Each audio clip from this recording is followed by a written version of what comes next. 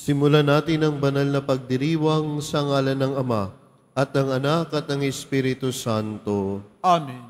Ang pagpapala ng ating Panginoong Hesukristo, ang pag-ibig ng Diyos Ama, at ang pakikipagkaisa ng Espiritu Santo nawa ay sumainyong lahat. At sumayo rin. Mga kapatid, aminin natin ang ating mga kasalanan upang tayo ay maging marapat gumanap sa banal na pagdiriwang.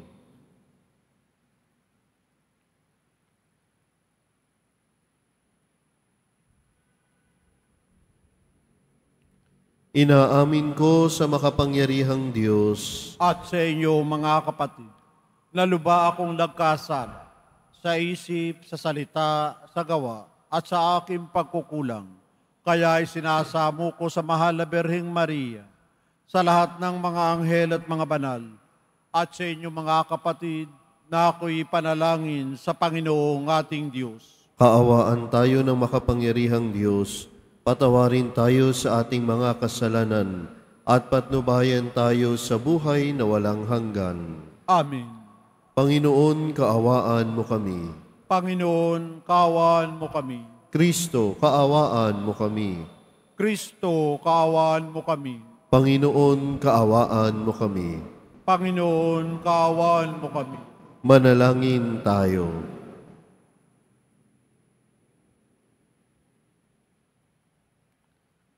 Ama naming makapangyarihan, ang paglingkuran ka ayon sa iyong kasiyahan ay kaloob na iyong ibinibigay sa iyong mga hinirang.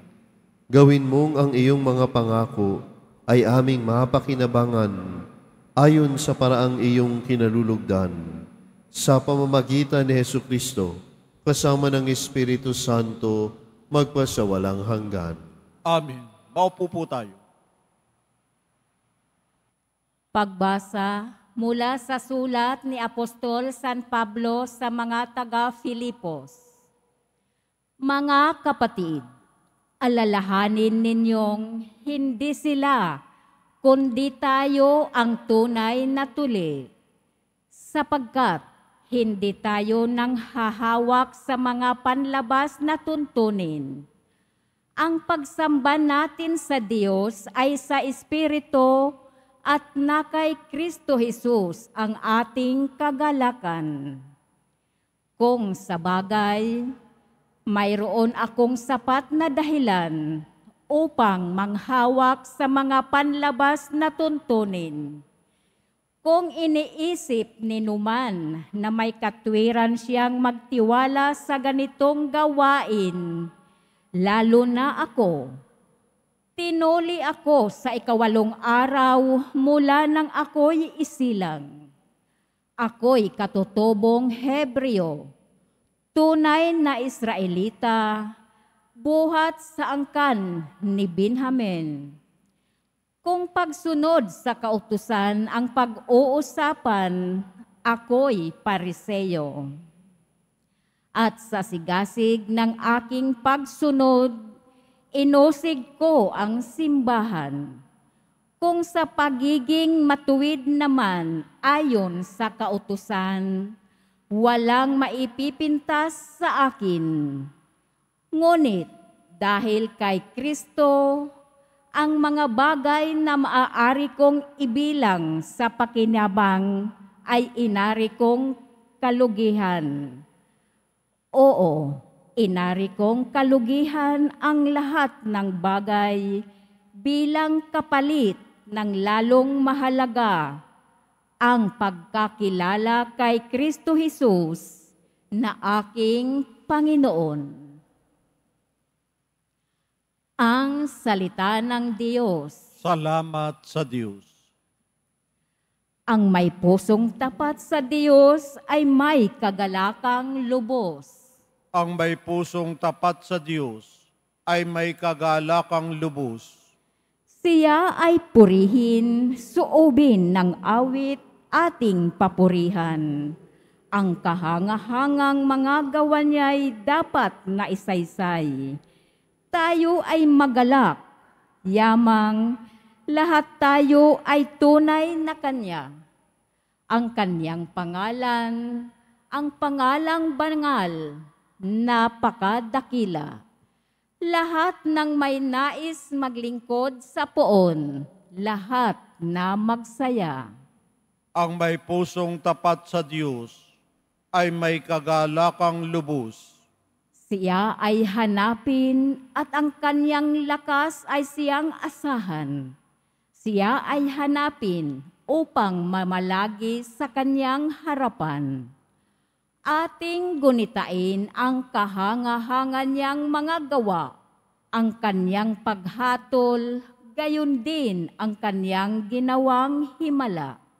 Ang may pusong tapat sa Diyos ay may kagalakang lubos. Ito'y nasaksihan ng mga alipit anak ni Abraham. Gayon din ang lahat na anak ni Jacob na kanyang hinirang. Ang Panginoong Diyos ay ang Panginoon. Siya ang ating Diyos. Sa kanyang paghatol ay ang nasasaklaw buong sansinukob. Ang may pusong tapat sa Diyos ay may kagalakang lubos. Tumayo po tayo.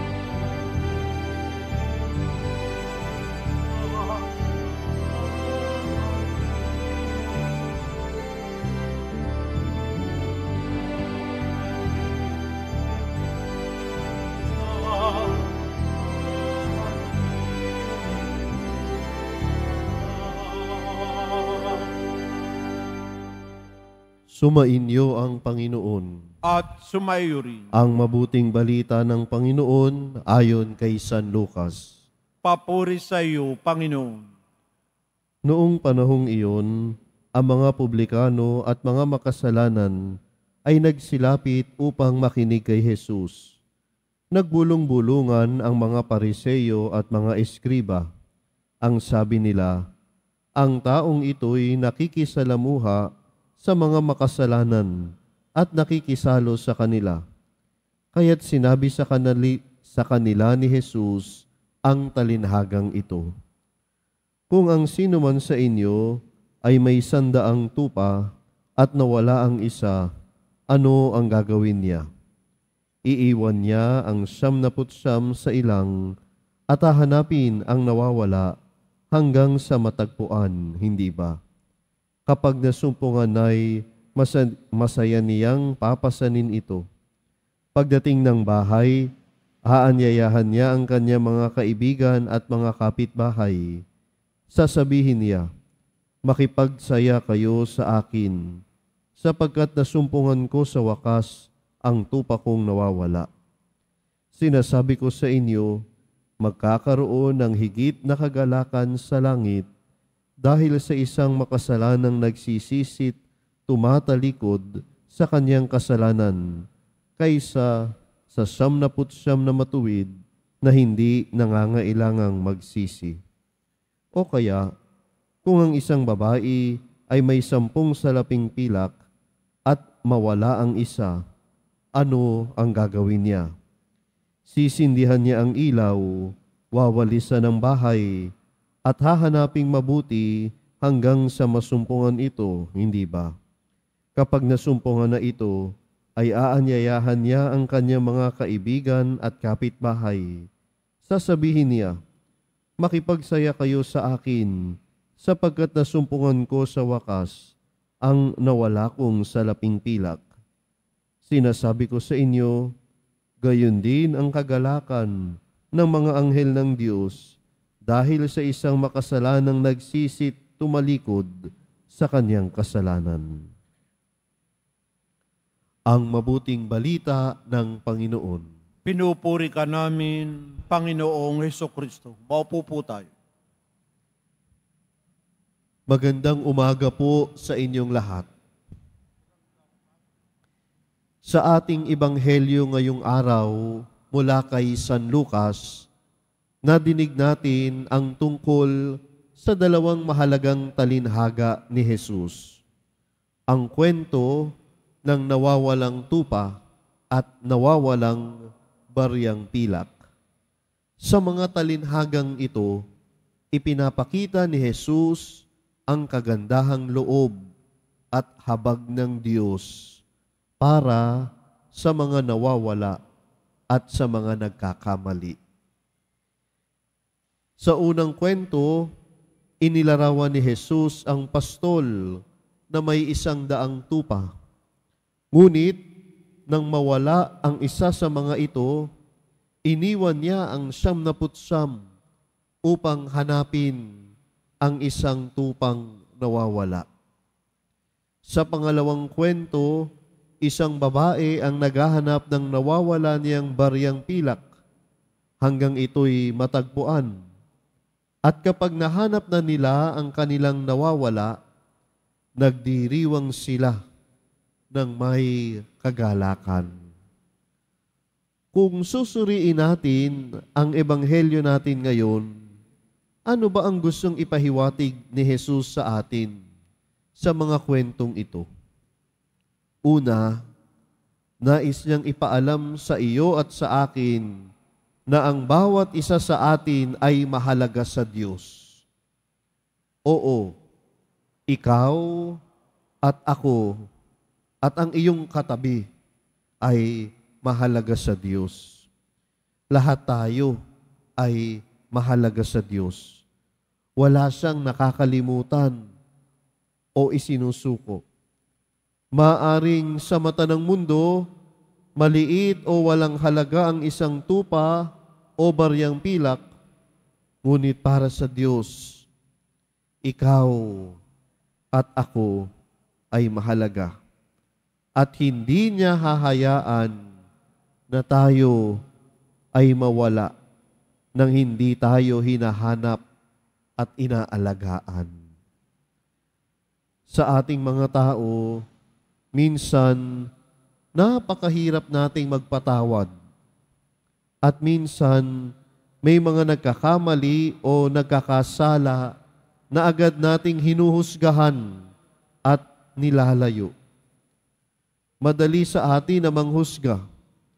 Madali sa atin na saktan ang nakasakit sa atin. Gantihan ang mga naninira sa atin. Ichismis yung mga nagchichismis sa atin. Pero ang Diyos ay iba. Sa Kanya, walang makasalanang masyadong malayo para maabot ng Kanyang pagmamahal. Para sa Diyos, ang bawat isa sa atin ay may halaga. Gaano man kalayo ang narating natin sa maling landas. Kasi kung susuriin natin, tayo naman ang lumalayo sa Diyos. Hindi ang Diyos ang lumalayo sa atin. Tayo ang pumipili na mapalayo sa Diyos. Ngunit kahit gaano tayo lumayo sa Diyos, ang Kanyang habag ang naghahanap sa atin. Ang Kanyang pagmamahal ay tila magnet na maglalapit sa atin sa Diyos. Pangalawa, ipinapaalala sa atin ni Jesus na ang tunay na kagalakan ng Diyos ay nasa pagbabalik loob ng isang makasalanan.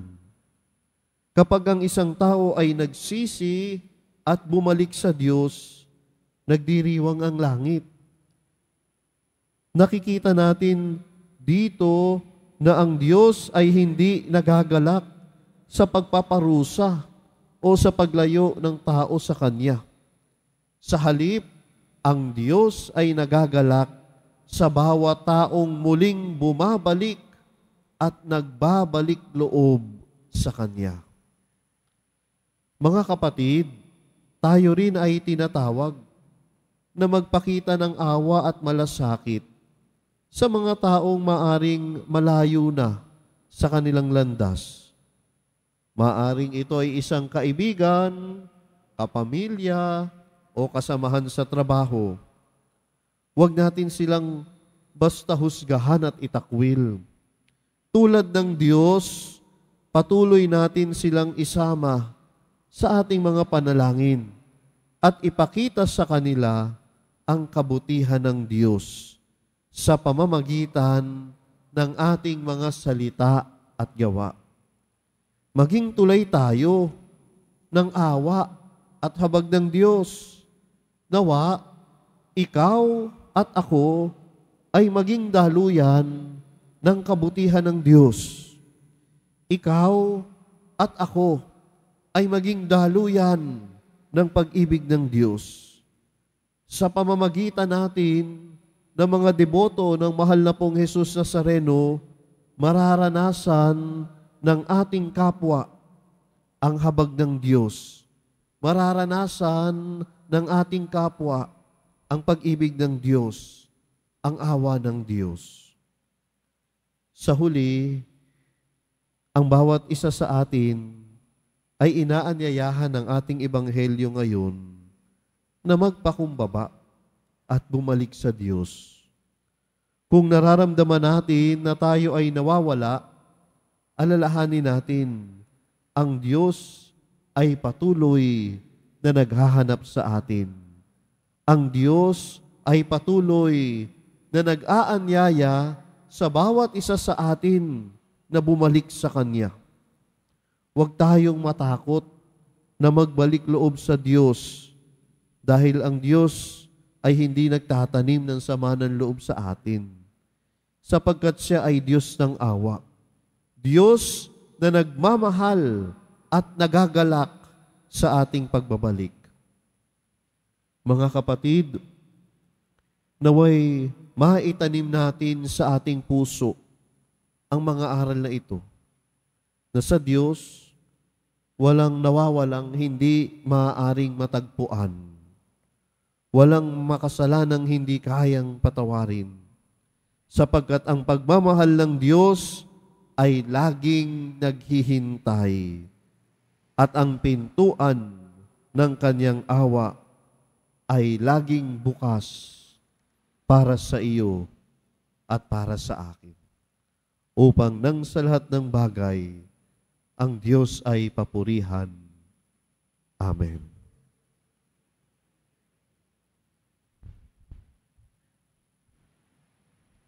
Tumayo po tayo.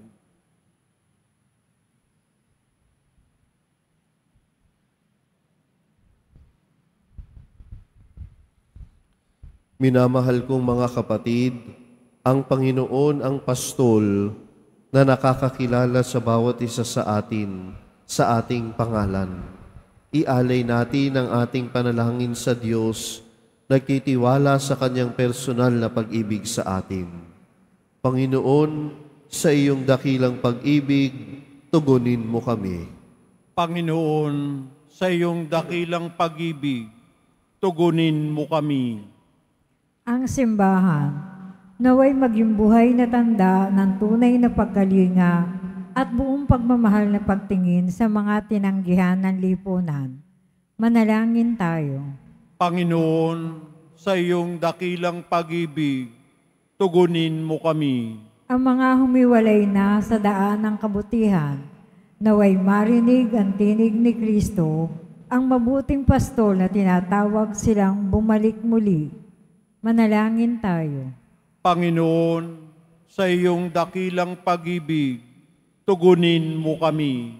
Ang mga kabataang naligaw sa bisyo, krimen o ipinagbabawal na gamot, naway matagpuan ang kanilang tunay na sarili at dangal at magbalik sa tahanan ng Diyos sa pamamagitan ng pagpapatawad.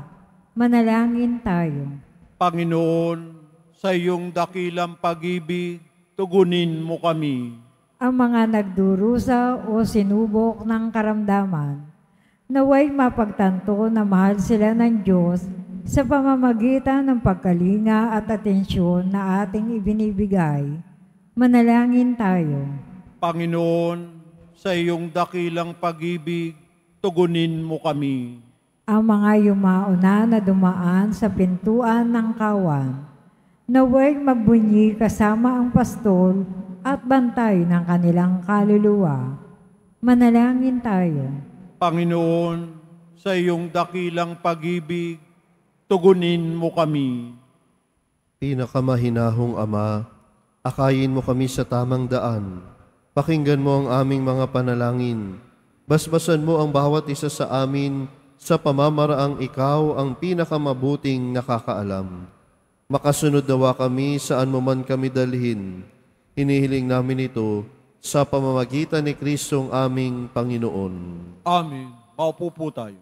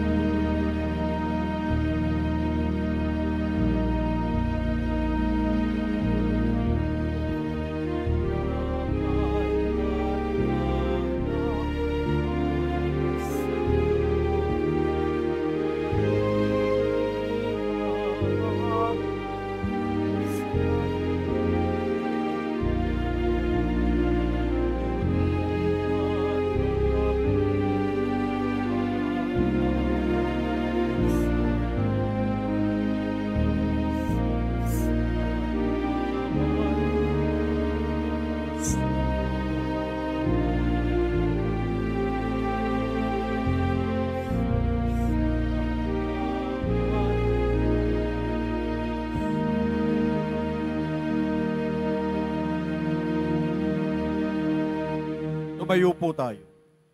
Manalangin kayo, mga kapatid, upang ang paghahain natin ay kalugdan ng Diyos amang makapangyarihan. Tanggapin nawa ng Panginoon itong paghahain sa iyong mga kamay, sa kapurihan niya at karangalan, sa ating kapakinabangan at sa buong sambayan na niyang banal. Ama naming lumikha, sa paghahain naming ito ay maging dalisay nawa at maging banal na pakikinabang namin sa iyong awang dakila, sa pamagitan ni Hesukristo, kasama ng Espiritu Santo, magpa sa walang hanggan. Amen. Sumainyo ang Panginoon. At sumaiyo rin. Itaas sa Diyos ang inyong puso at diwa. Itinaas na namin sa Panginoon. Pasalamatan natin ang Panginoong ating Diyos. Marapat na siya ay pasalamatan. Ama naming makapangyarihan, tunay ngang marapat na ikaw ay aming pasalamatan. Pinagbibigyan mong ito'y aming maihayag, kahit na ito'y walang anumang maidaragdag, sa kadakilaang sa iyo ay likas. Sa pagpupuri nami ang nakikinabang, ay kami ring iyong pinakikiharapan sa pamamagitan ng iyong anak na minamahal.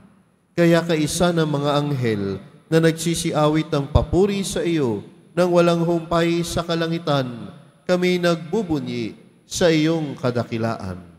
Santo, Santo, Santo, Panginoong Diyos ng mga hukbo, napupuno ang langit at lupa ng kadakilaan mo, o sana sa kaitaasan.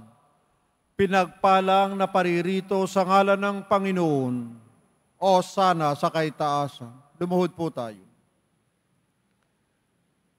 Ama naming banal, ikaw ang bukal ng tanang kabanalan, kaya't sa pamagitan ng iyong Espiritu, gawin mong banal ang kaloob na ito, upang para sa amin maging katawan at dugo ng aming Panginoong Hesukristo. Bago niya pinagtiis ang kusang loob na maging handog, hinawakan niya ang tinapay, pinasalamatan kanya, pinaghati-hati niya iyon, iniabot sa kanyang mga alagad at sinabi, "Tanggapin ninyong lahat ito at kanin. Ito ang aking katawan na ihahandog para sa inyo."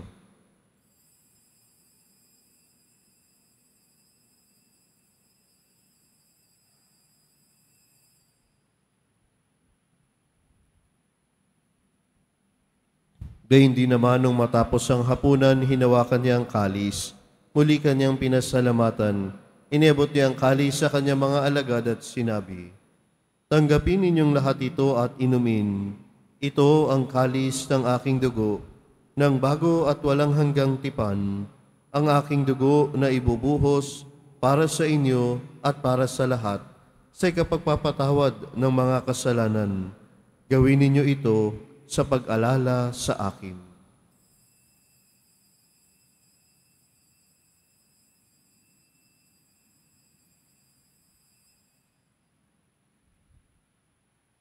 Tumayo po tayo.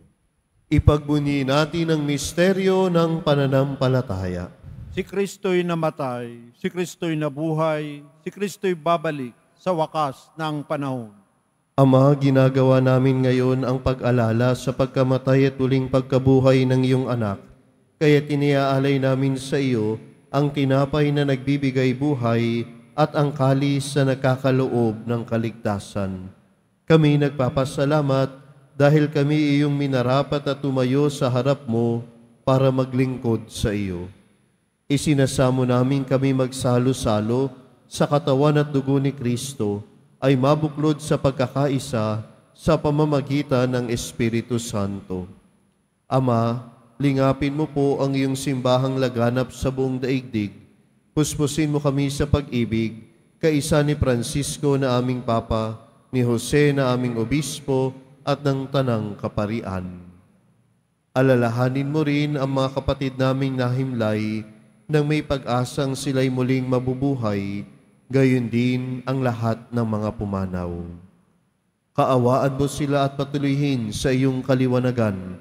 Kaawaan mo at pagintapatin kaming lahat na makasalo sa iyong buhay na walang wakas, kaisa ng mahal na Birheng Maria na Ina ng Diyos, ng kabiyak na puso niyang si San Jose, kaisa ng mga apostol ni San Juan Bautista, ni Amang San Benito, San Beda, Santa Teresita at ng lahat ng mga banal na namuhay dito sa daigdig ng kalugod-lugod sa iyo, maipagdiwang nawa namin ang pagpupuri sa ikararangal mo sa pamamagitan ng iyong anak na aming Panginoong Hesukristo.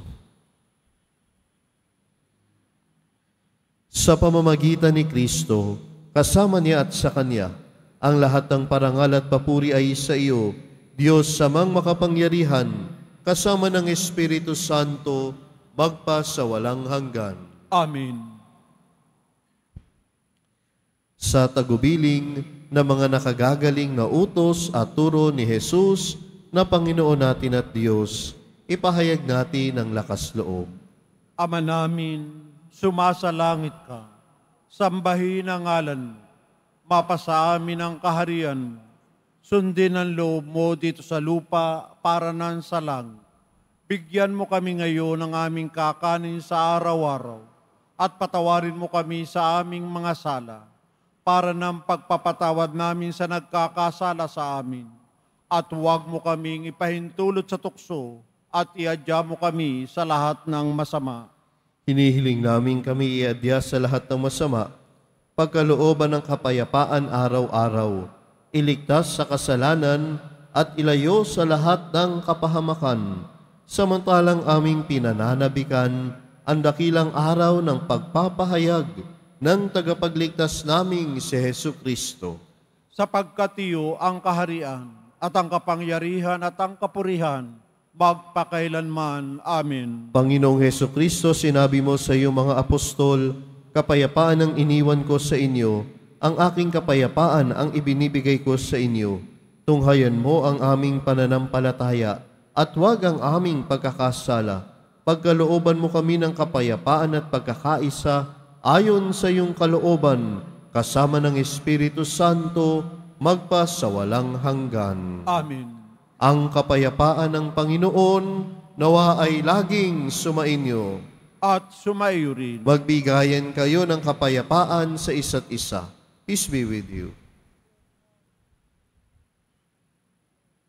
Kordero ng Diyos na nag-aalis ng mga kasalanan ng sanlibutan, maawa ka sa amin. Kordero ng Diyos na nag-aalis ng mga kasalanan ng sanlibutan, maawa ka sa amin. Kordero ng Diyos na nag-alis ng mga kasalanan ng sanlibutan, ipagkaloob mo sa amin ang kapayapaan. Lumuhod po tayo.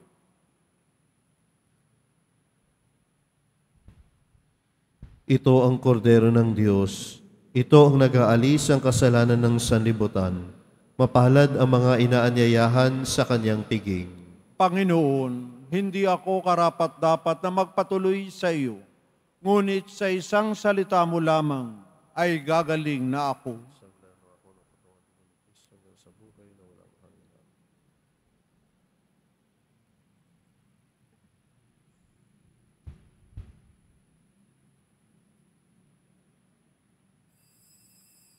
Para sa lahat ng tatanggap ng banal na komunyon, sasagot po tayo ng amin pagkasabi ng pari o ng lay minister ng katawan ni Kristo at isubo agad sa bibig bago umalis sa harapan ng pari o lay minister. Sumunod po tayo.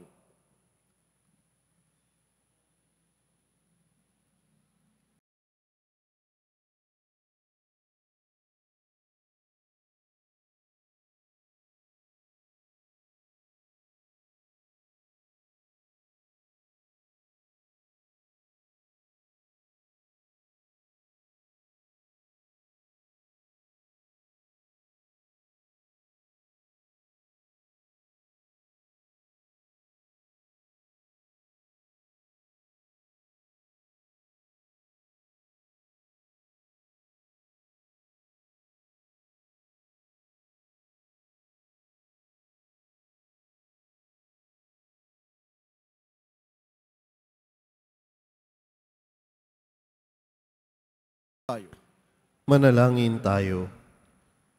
Ama naming mapagmahal, magkaroon nawa ng karagdagang bunga ang iyong ginagampanan sa aming banal na pakikinabang upang sa aming pagsasalo, maging handa kaming tumanggap sa katuparan ng pangako mo sa pamagitan ni Jesucristo kasama ng Espiritu Santo magpasawalang hanggan. Amen. Mga kapatid, ating ipagdasal ang ating mga minamahal na yumao at ang lahat ng mga kaluluwa sa purgatorio.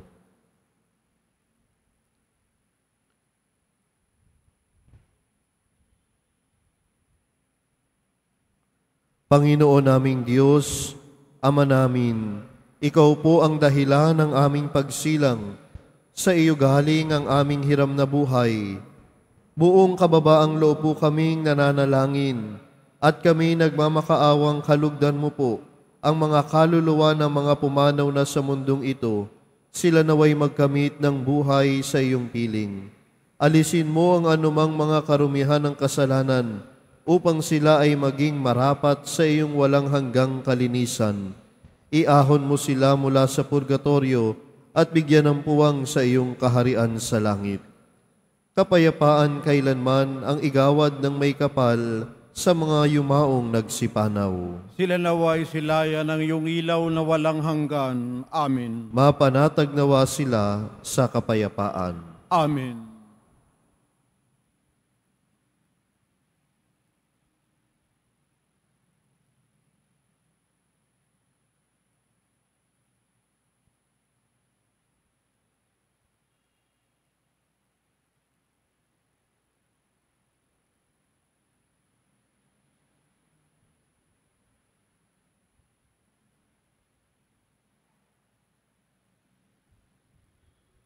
Sumainyo ang Panginoon. At sumaiyo rin. Mahal na pong Jesus Nazareno, inihayag mo sa pamagitan ng krus ang walang maliw na pag-ibig ng Diyos sa sangkatauhan. Pakinggan mo ang kahilingan ng iyong angkan na nagsusumamo sa iyo. Makamtam nawa nila ang iyong katugunan at tanggapin ang kasagutan na may utang na loob na tinatanaw. Basbasan din po ninyo ang mga daladala nilang mga imahin at dasalan sa pamagitan ng bendisyon na ito, naway maalala nila ang mga pangako nila noon sa binyag, na ikaw ang kanilang iibigin at paglilingkuran bilang Panginoon magpasawalang hanggan. Amen. At pagpalain kayo ng makapangyarihan at mapagmahal na Diyos, Ama, Anak, at Espiritu Santo. Amen. Naialay na natin ang misa, humayo kayong taglayang kapayapaan ng Poong Jesus Nazareno. Salamat sa Diyos.